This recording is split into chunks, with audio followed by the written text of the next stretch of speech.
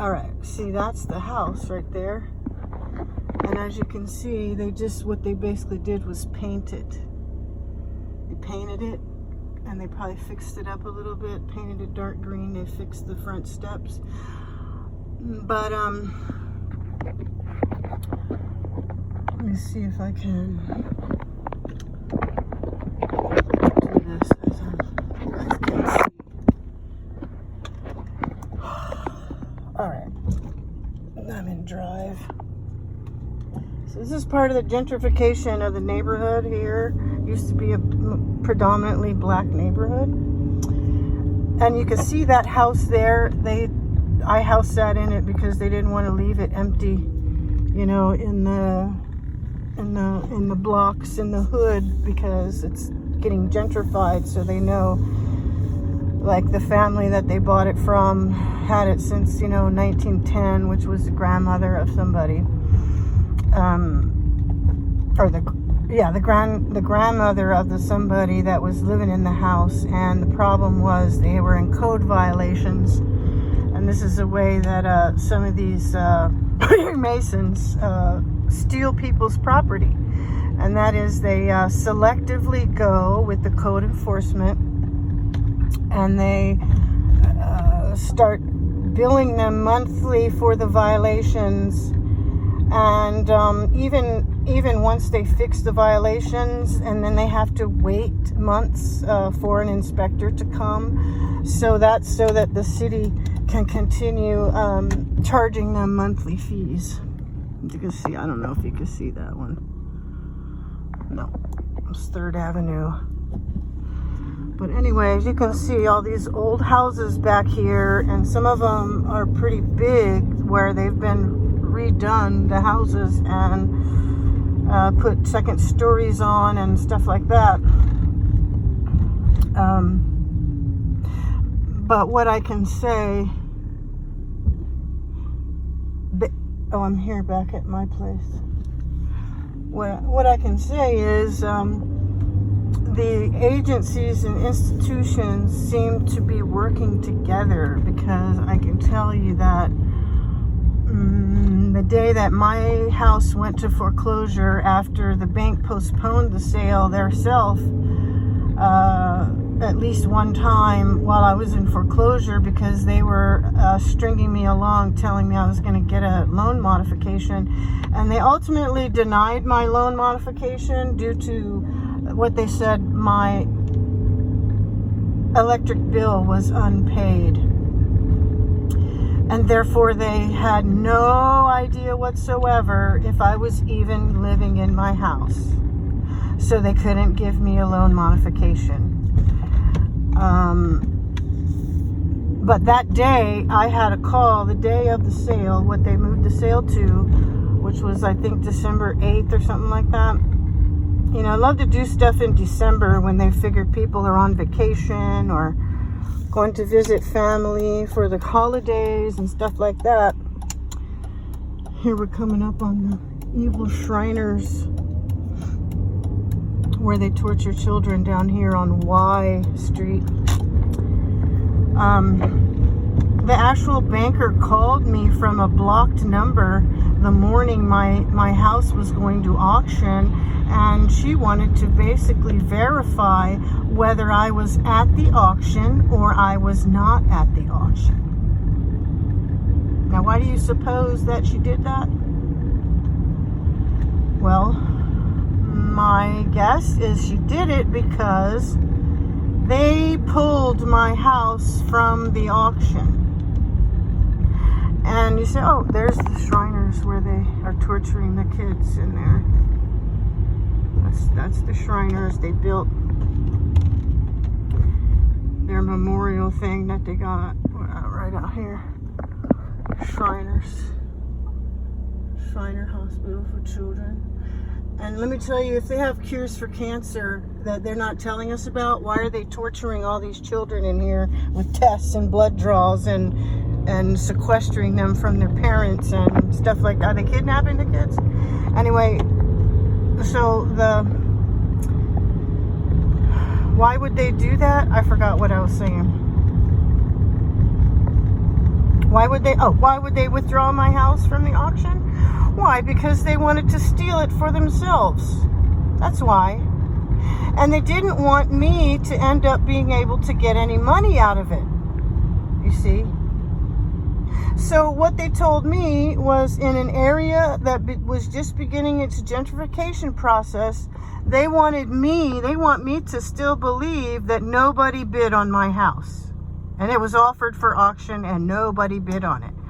So just the fact that the lady called my house from the bank and asked me a bunch of questions, of course I'm going to tell her all the answers she wants to know, because I'm trying to get a loan modification, right?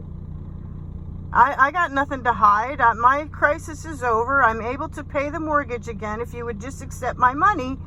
And what happened to lead me to that point was I went to the bank and said, yeah, I had some people that were temporarily in my house, but they're gone now, and I need you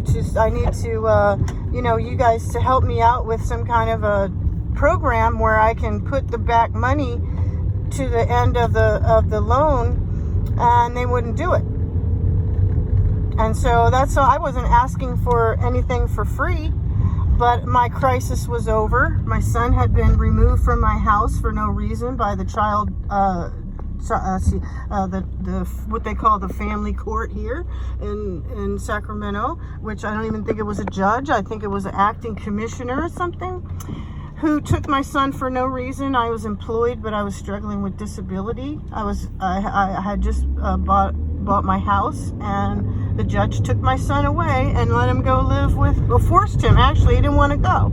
Forced him to go live with his dad up in the very northern part of the city. And then went and reduced the child support that I had been getting. And mind you, I raised my son until the time he was 16 without much help from his father, who was busy getting his master's degree and student teaching, which he couldn't get in Sacramento, driving to the Bay Area to student teach so he could get his degree, in which now he's an associate professor of English at the Cosumnes River Community College.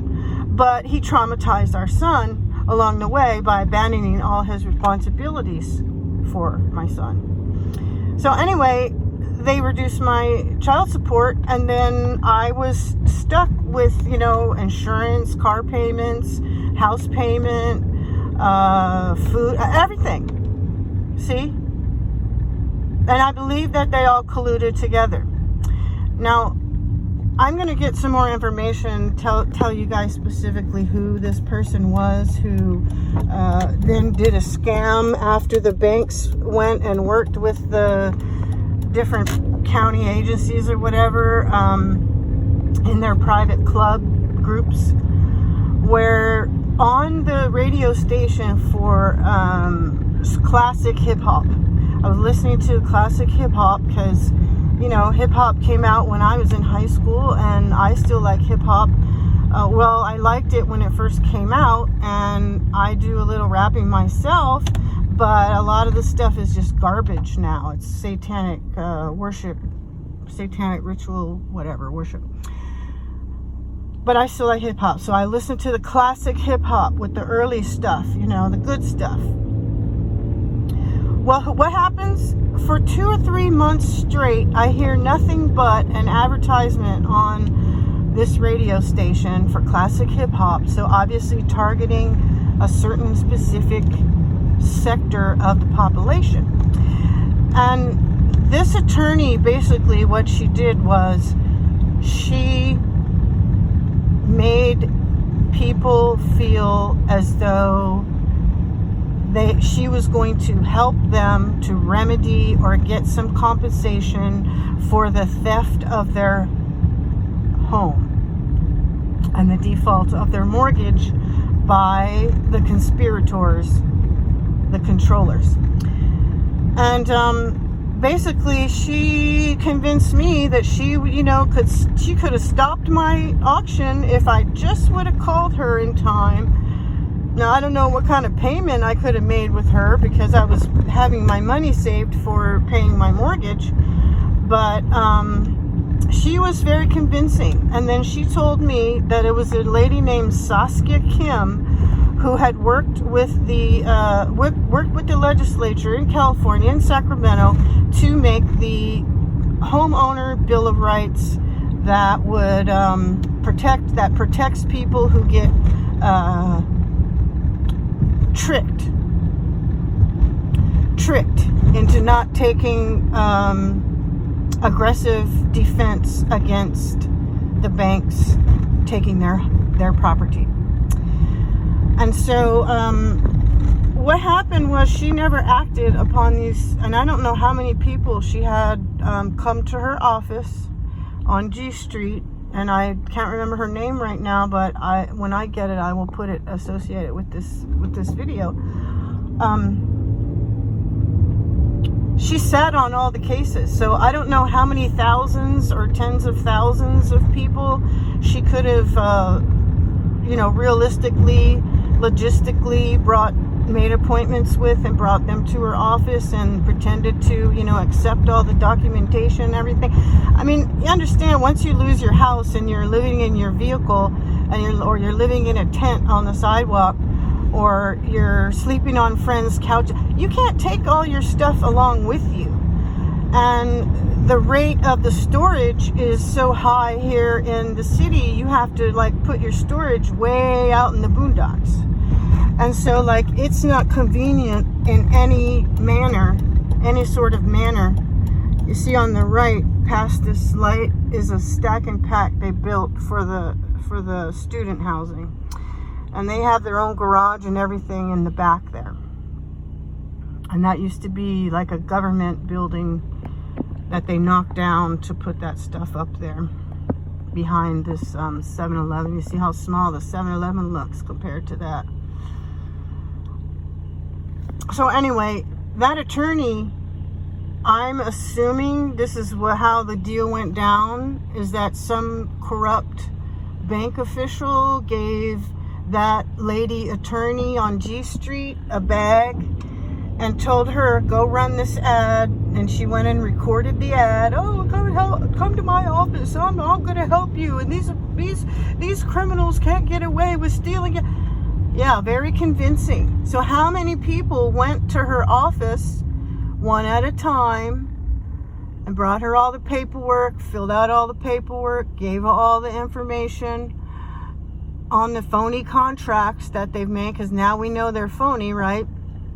We know that it's gobbledygook that the contracts are written in.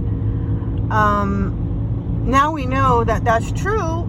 That attorney could have sued on behalf of every client that came there and trusted her and gave her their information.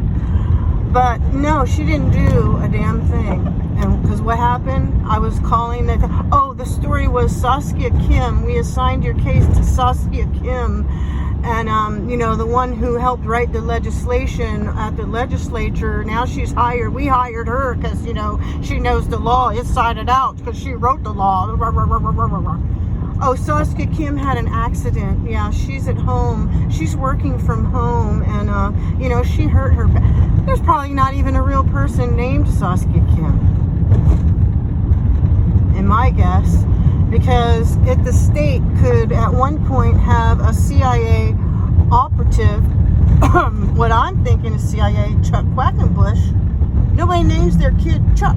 So get out of here with the Chuck Quackenbush was the insurance commissioner, or the legitimate insurance commissioner of California. How do I know this? Because of what he did. What he did was they targeted the doctors, including mine, who were helping their injured patients, and mine in this instance was workers' comp injury to my neck and stuff. Plus, at the time, I was suffering from the toxic mold, so I couldn't heal that fast.